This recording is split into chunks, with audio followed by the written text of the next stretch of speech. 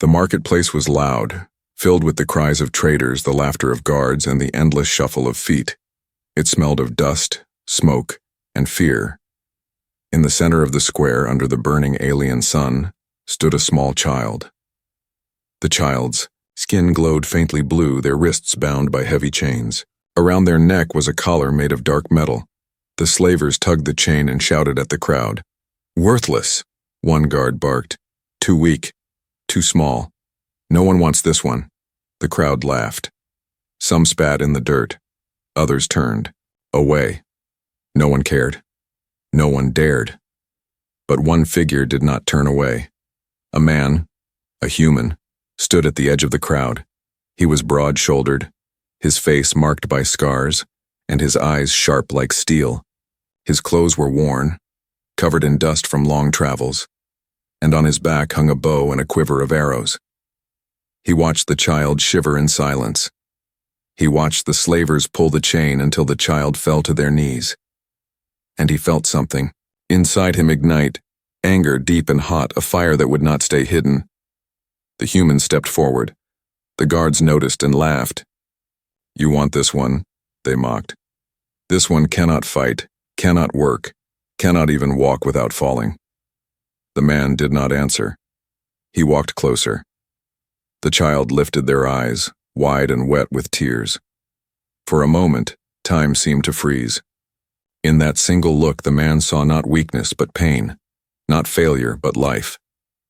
And in that instant, he made his choice. He reached for the chain. The nearest guard shoved him back. "Careful, off-worlder. Slaves are not for heroes. Buy or leave. Do not touch." The man's voice was calm, but his hands were steady as stone. "I will take the child," he said. The guard smirked. "With what? You have no credits.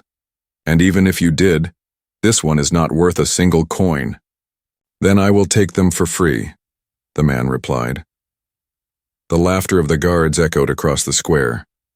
The crowd gathered closer, eager to see a fool punished. The lead slaver spat.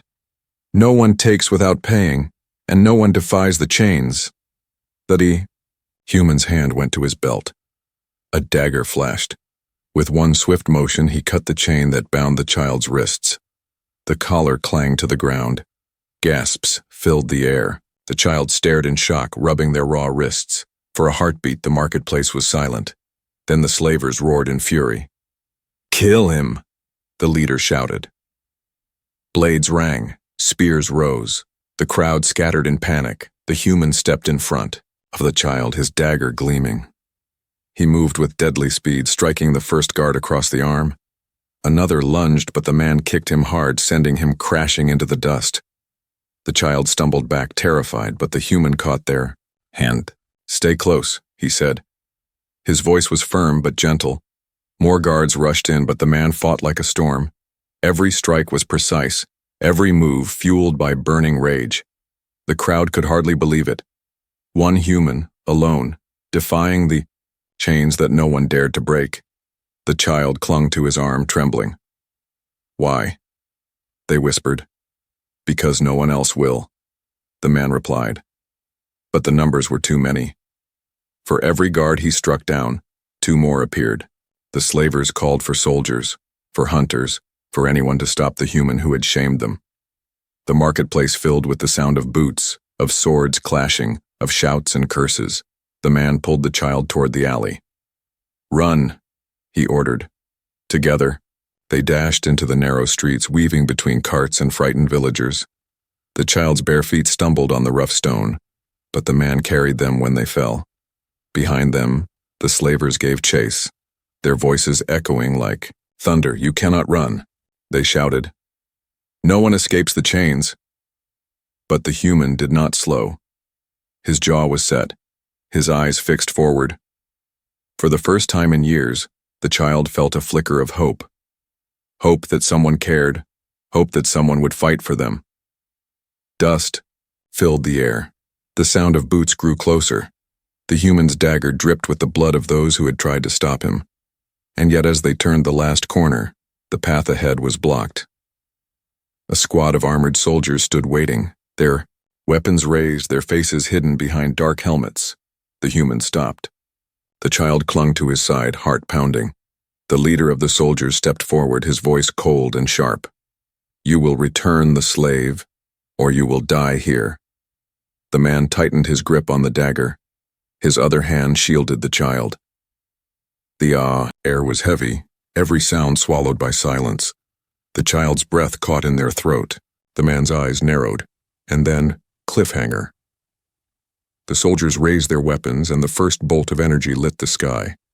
The night had not yet fallen, but the streets of the alien city were already burning with chaos. Shouts echoed through. Every alley, torches blazed, and the sound of metal boots shook the ground. The human ran, pulling the alien child close to his side. His breath was heavy, his dagger still wet with blood. Behind him, the voices of soldiers thundered like a storm. "Find them," one shouted. "The human and the stolen slave."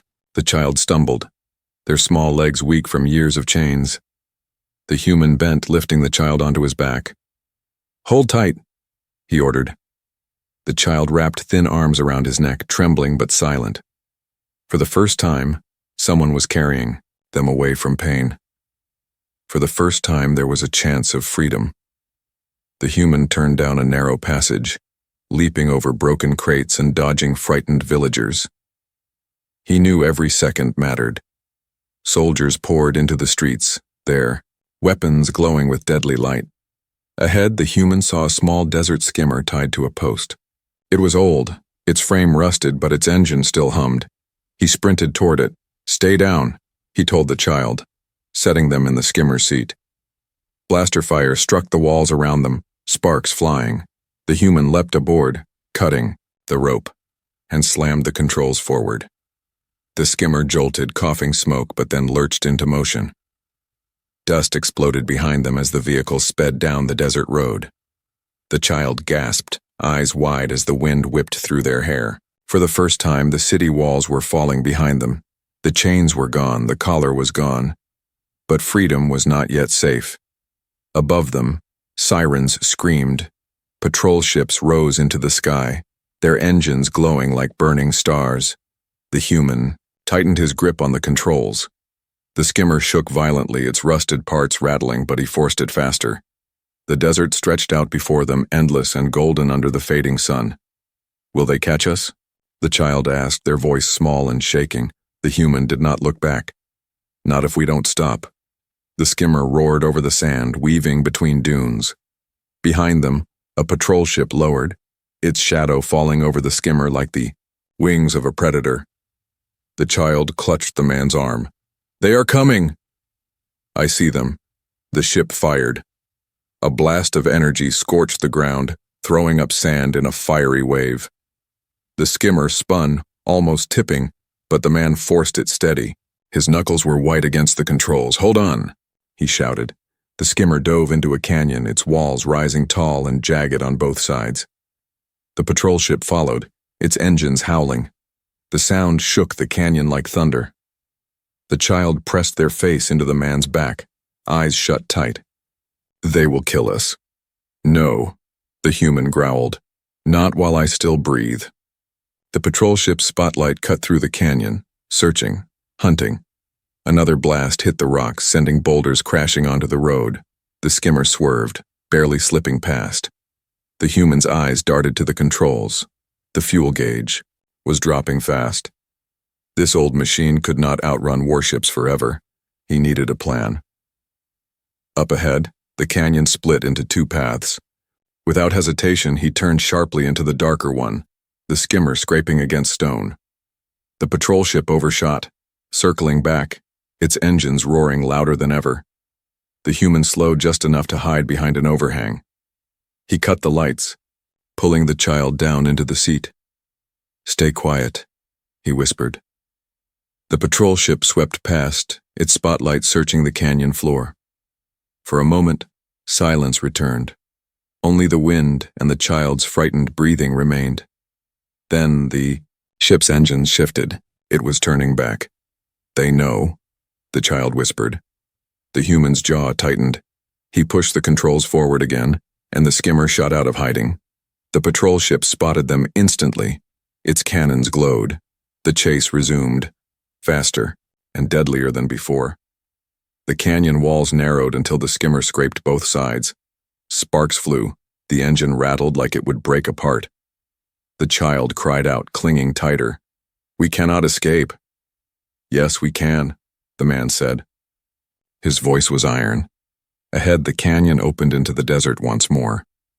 The human drove the skimmer out at full speed, dust exploding in every direction. The patrol ship followed, but this time it was not alone. 2 more ships joined from above, their engines screaming, their weapons glowing. The child's heart sank. "There are more." The human glanced at the sky. 3 patrol ships circled like vultures. The desert stretched endless and empty around them. No cover, no allies, no hope. He tightened his grip on the controls, his eyes sharp and unyielding. "Then we fight until the end." The skimmer rattled, sparks flying, smoke trailing. The child held on to him, tears streaming, but inside their chests something new was burning, something they had not felt in years. Hope. The ship circled lower, preparing to fire. The man whispered to himself, his voice low but steady. "They may take me, but they will not take the child." The patrol leader gave the order. "Destroy them." The sky lit up with blaster. Fire. The human yanked the controls, pushing the failing skimmer harder than ever before.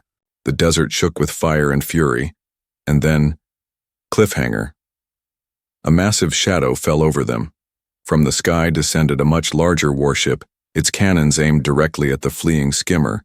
The skimmer's engine screamed as it raced into the desert, smoke trailing from its battered frame.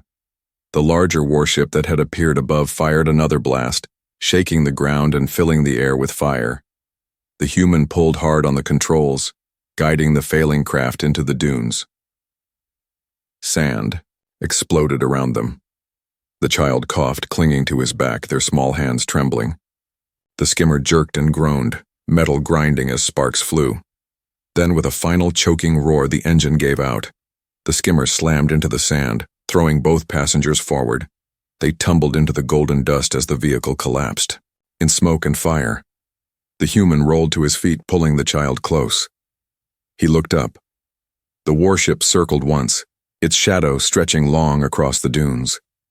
But it did not fire again. It turned away slowly, confident that the desert itself would finish what their weapons had started. The child's lips trembled. They are leaving?" The human's eyes narrowed. "They think we will die here." He lifted the child into his arms and began walking into the endless dunes. The desert stretched in every direction, a sea of sand, hot and merciless.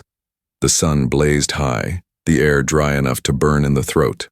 No trees, no rivers, not even a scrap of shade. Only silence, broken by the distant howl of the wind. The child leaned weakly against his chest.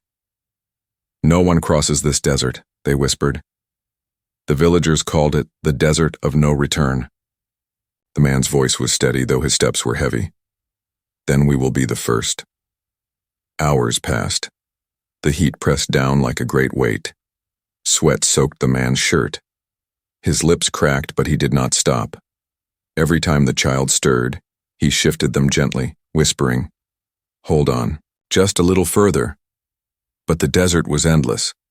Their water was gone, their strength was fading. At last, the human sank to his knees on the crest of a dune. He lowered the child beside him. The child's eyes were glassy, their breaths shallow. "We cannot make it," the child whispered. "No one ever does." The man turned his face toward the horizon. The sun was sinking, painting the sky in fire. For a moment he said nothing.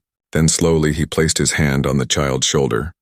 "You are free now," he said, "and as long as I breathe, I will not let you fall." The child blinked at him, confusion mixing with hope. No one had ever spoken to them like that. No one had ever promised to stay. But before the moment could settle, the sand beneath them shifted. At first it was a soft tremor. Then it grew into a violent quake. The ground opened, swirling as if alive.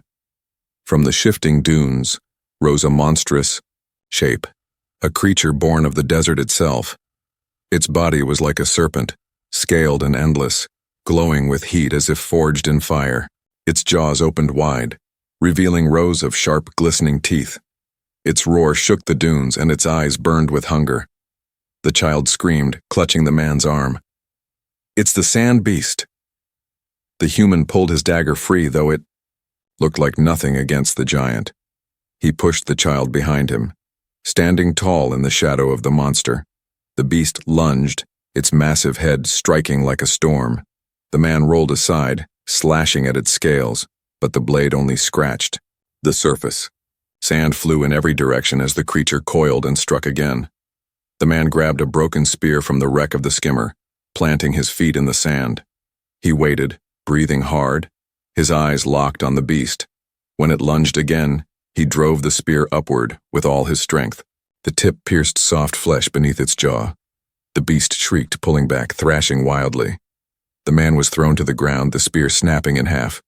The child's eyes glowed faintly, their hands trembling. I can help," the human shouted over the roar.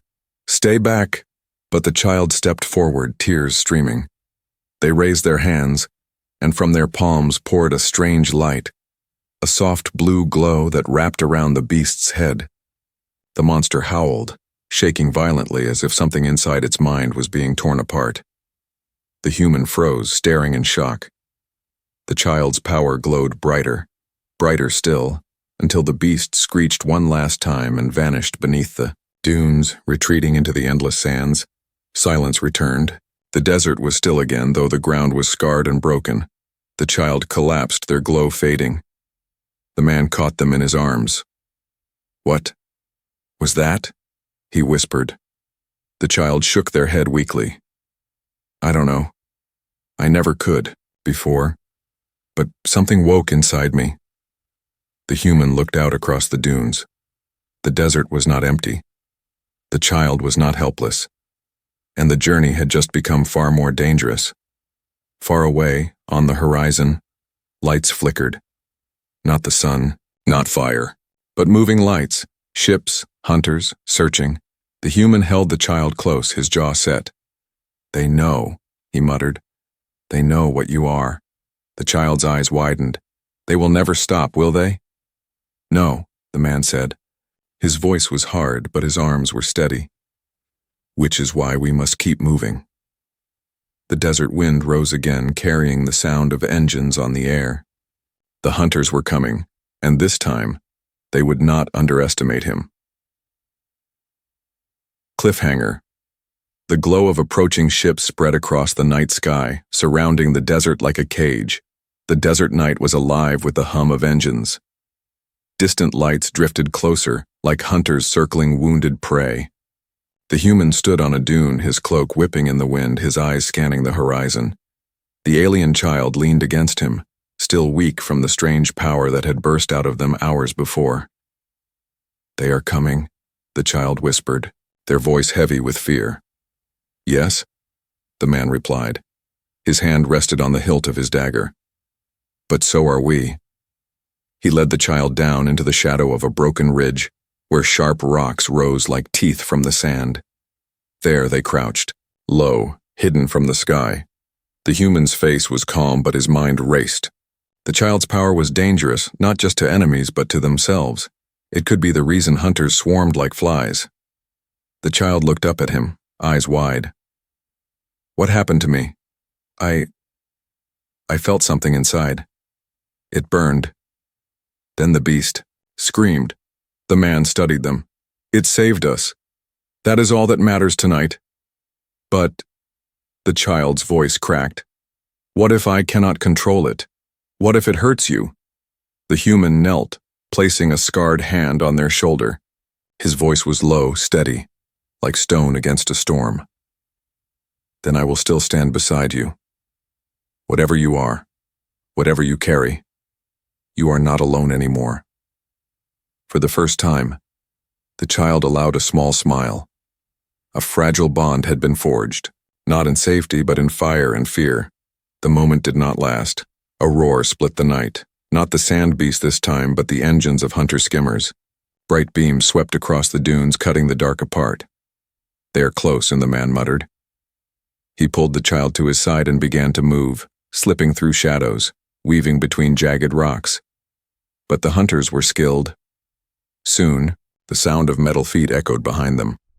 The first hunter appeared, tall, armored, his mask glowing red. He carried a staff tipped with a crackling blade. He was not alone. 3 more stepped from the shadows, circling. The child gripped the man's arm. "They want me." "I know," the man replied. He drew his dagger. The hunters advanced.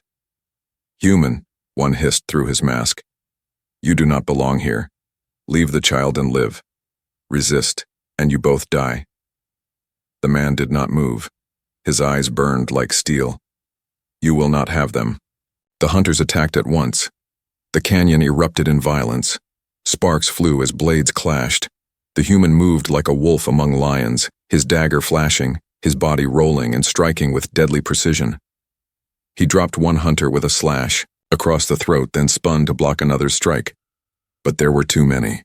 The child crouched behind the rocks, trembling. Fear twisted inside them. But so did something else. The same heat that had awoken in the desert. Their hands began to glow again, faint and unsteady. "No," the child whispered, pressing their palms to the ground.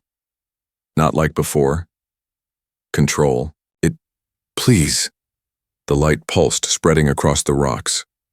One hunter turned just as the glow struck his mask. He screamed, ripping it off, his eyes blinded by the light. The human seized the chance, driving his dagger deep into the man's chest. He looked back at the child, shocked, but there was no time for words. More hunters charged. The battle raged, metal against flesh, light against shadow. At last, the remaining hunters pulled back, dragging their wounded. Their leader hissed through his mask, pointing at the child. "This is not over. The price on that child's head will shake the stars. Every hunter will come. Every world will hunt." They vanished into the night, engines roaring, leaving silence in their wake. The child collapsed to their knees, shaking. The human knelt beside them, steadying their small shoulders. "You did well," he said softly. "I was afraid," the child whispered. "So was I," the man admitted. "But we are still alive, and that means we keep moving." They rested for a short time beneath the rocks. The desert wind grew colder. Above them, the stars burned bright, silent witnesses to their flight. The child leaned against him, half asleep, while the human kept watch, dagger in hand. In that quiet moment, their bond grew stronger, forged not by blood, not by duty, but by choice. The human had chosen to protect, the child had chosen to trust, but peace was a fragile thing. As the stars wheeled overhead, a new sound rose on the wind, the deep, grinding hum of machines. The human lifted his head, eyes narrowing. The child stirred awake, sensing his tension. "What is it?" they asked. He pointed to the horizon. There, glowing faintly in the dark, was the outline of ships. Not just one or two, but dozens. Their lights spread wide across the desert, a net of fire and steel. The child's eyes widened in horror. "So many." The man's voice was grim. "The hunters were only the beginning. Someone powerful wants you back."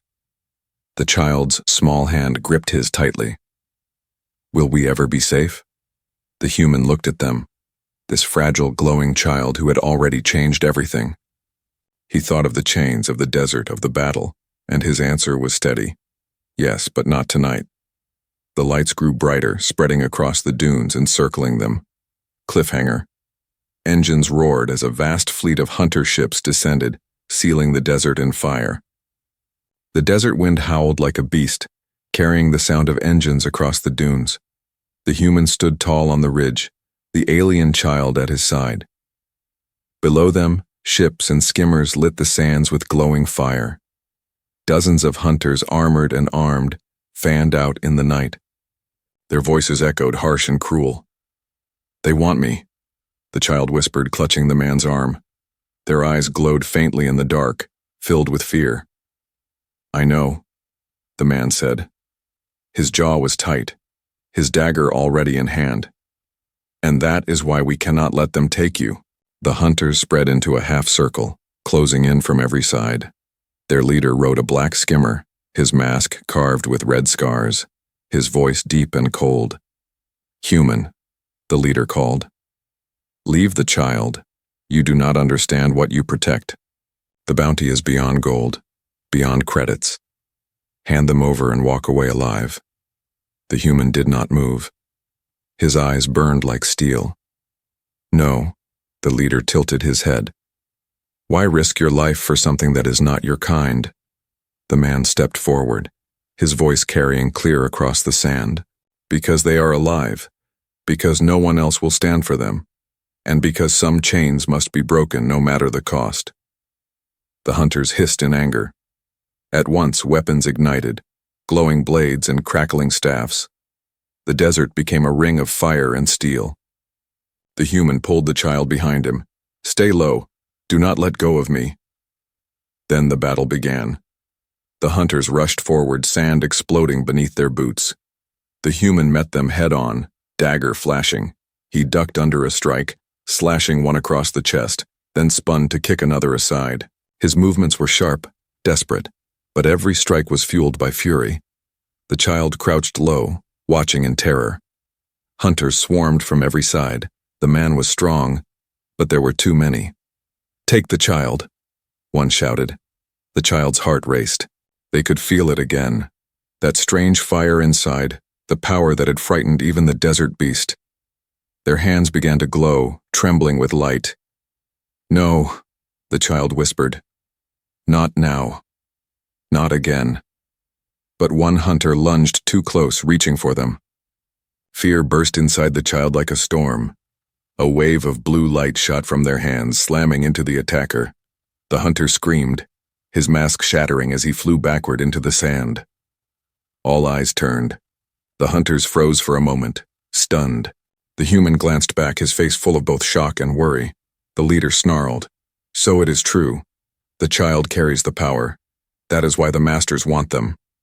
The hunters attacked harder, hungry now. The man fought like a beast, his dagger a blur. But blows struck his arms, cuts opened on his chest. He staggered, blood dripping into the sand. Still, he refused to fall. The child stood, shaking, their glow growing brighter. "Stay away from him!" Blue light surged outward, striking 3 hunters at once. They collapsed, writhing as if something tore at their minds. But each burst of power drained the child, their knees growing weaker, their breaths sharp and shallow. The man saw this. He grabbed the child's hand, pulling them close as he backed toward the rocks. "Enough! Save your strength," the child's voice trembled. "They will take me, I can feel it." "Not while I breathe," the man growled. The hunters paused, regrouping. The leader raised his hand, signaling for them to hold. His voice was filled with cold triumph. "You cannot win, human. We are many. You are only one. Even if you kill us, more will come. The child is hunted across the stars. Sooner or later, they will belong to the masters again." The man's chest rose with heavy breaths. His blade was stained, his body bleeding, but his eyes did not waver. "Then I will keep fighting, every day, every night, until I cannot stand. And even then I will crawl before I ever let you take them." The child looked at him with wide eyes. No one had ever spoken for them like this. No one had ever stood between them and the chains. The hunters hissed, anger burning. The leader raised his weapon. So be it. But before the final charge could come, the ground beneath them trembled. The sand rippled like water, the air buzzing with energy. A low hum filled the desert, rising higher and higher until it became a scream. The hunters froze, uneasy. Even the leader looked around, uncertain. The child clutched the man's hand. "Something's coming." From the far horizon, lights blazed. Not the glow of skimmers, but the white fire of ships descending fast. The desert lit up as shadows spread across the dunes. The leader cursed. Not them. Not now. The man tightened his grip on the child. Who are they? The leader's voice was sharp with rage. The ones who want the child most. The masters themselves. The sky split open as massive carriers descended, their hulls black and endless, blotting out the stars. Thousands of lights flashed from their sides. The child's small body shook, their voice breaking. They are here for me. The human pulled them close, his face hard, his voice steady. Then they will have to go through me first. Cliffhanger. The desert shook as the colossal ships opened their bays, and an army of armored figures began to descend. The desert was behind them now. After days of running, bleeding, and hiding, the human and the alien child finally found shelter. At the edge of a canyon, nestled between stone cliffs, was a small village. Its lights glowed warmly and its people moved with quiet purpose. The human staggered at the gate, carrying the weary child in his arms. Dust covered his face, and blood stained his shirt. But his eyes were sharp, still watching for danger. The villagers gasped when they saw him. Few outsiders came here, and none carrying an alien child wrapped in rags. But the elder stepped forward, his back bent with age, his eyes curious yet kind. You seek shelter? The elder asked. Yes, the human replied. Just food, water, and a place to rest. The elder studied him for a long moment. Then he nodded. Come, you will be safe here. The villagers welcomed them. They gave the child water, soft bread, and a blanket. They gave the man a place to sit, and women cleaned the wounds on his arms. For the first time in many days, there was warmth instead of cold, kindness instead of fear. The child looked up at the human with wide, tired eyes. Is it over? He rested a hand on their shoulder. Not yet. But for now, we are safe. That night they stayed in a small hut of stone and clay. The fire crackled and the child fell asleep quickly, curled against the blanket. The man sat near the doorway, dagger resting across his knees, his eyes never closing. Trust was a rare gift. He was not ready to give it fully, but exhaustion crept in, slow and heavy. For a moment his eyelids fell, and in that moment, everything changed. The sound of footsteps stirred him awake. He reached for his dagger, but hands were already on him. Rough, strong hands. He fought back, but more came from the shadows, striking, holding him down. The child screamed. No! The human twisted, breaking one man's grip, but another struck him across the head. His vision blurred. He fell to the ground, blood dripping from his lip. The elder stood in the doorway, his face no longer kind but cold as stone. You should not have come here, he said. We cannot fight the hunters. We cannot fight the masters. But your child will bring us fortune. Enough to feed this village for 100 years. The human roared, forcing himself up. You will not take them.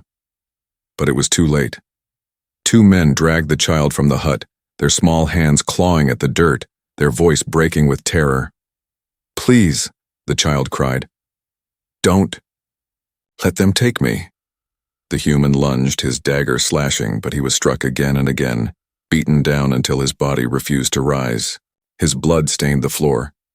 His vision dimmed. Through the blur, he saw the child pulled away into the night. The elder's voice was calm. The bounty will save us. You are only one man. But with this child, we buy our people's future.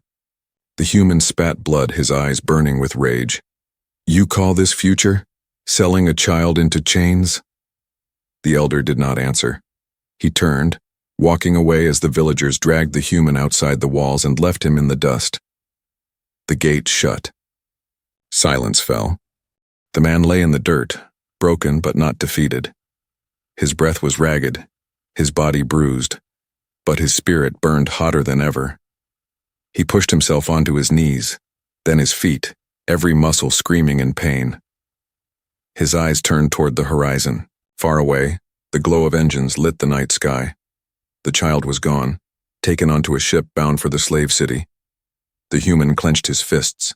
His voice was low, steady, filled with fire. I swore I would never let them take you, and I will. Keep that vow, even if I crawl to the ends of this world. He staggered forward, each step heavy but unyielding.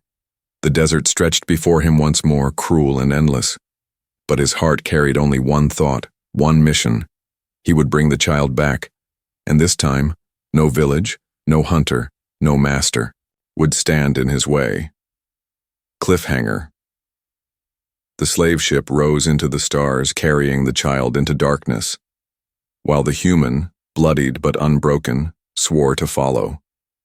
The stars above burned cold and distant as the slave ship vanished into the night sky. The human stood alone on the dunes, battered and bleeding but unbroken, his eyes locked on the fading glow of engines, and in that moment, he made a vow that no chain, no army, no world could break. I will bring you back, he whispered into the wind. Even if it kills me. His body ached, but his steps did not falter. Across the desert he marched, guided by the trail of fire in the heavens. Days blurred into nights and nights into days. The hunters searched for him, but he cut through them like a shadow, his dagger finding its mark again and again. Every wound only fed his fury, every scar a reminder of the promise he carried. At last, he reached the slave city, a fortress of iron rising from the desert floor. Its walls gleamed with firelight, its gates guarded by soldiers in black armor. Above, the slave ship had docked, its belly still glowing from re-entry. Inside, the child was locked once more in chains, their small hands trembling as the masters prepared to take them away. The human approached in silence, slipping through shadows until he stood before the gates. The guards laughed when they saw him. One man? One mocked. You dare stand against the city of chains? The human's eyes were steel. One man is enough. Then he moved. The battle exploded. Guards fell one after another, their cries lost in the roar of fire.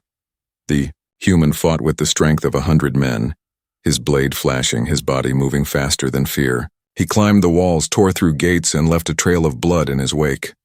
Inside, the child heard the chaos. They pressed their face to the bars of their cell, hope burning in their chest. He's here, they whispered. He came for me. The masters panicked, their voices echoed through the halls. Stop him! Do not let the human reach the child. But nothing could stop him now. He burst through the doors, his clothes torn, his body bleeding, but his eyes blazing with fury. The child cried out. You came back. I told you, the man said, shattering the chains with one strike of his dagger. I will never let them take you. The masters entered then, cloaked figures with eyes like fire, voices heavy with power. They raised their hands and the room shook. Shadows writhed on the walls, chains snaking through the air. You are nothing, human, they hissed. This child belongs to us. Their power is ours. Their life is ours. The man stood before the child, shielding them with his body, his voice cut through the storm. Then you will have to kill me first. The shadows struck, but the child's power awoke once more, brighter than ever before. Their hands glowed with blue fire, light pouring into the chains, breaking them apart like dust.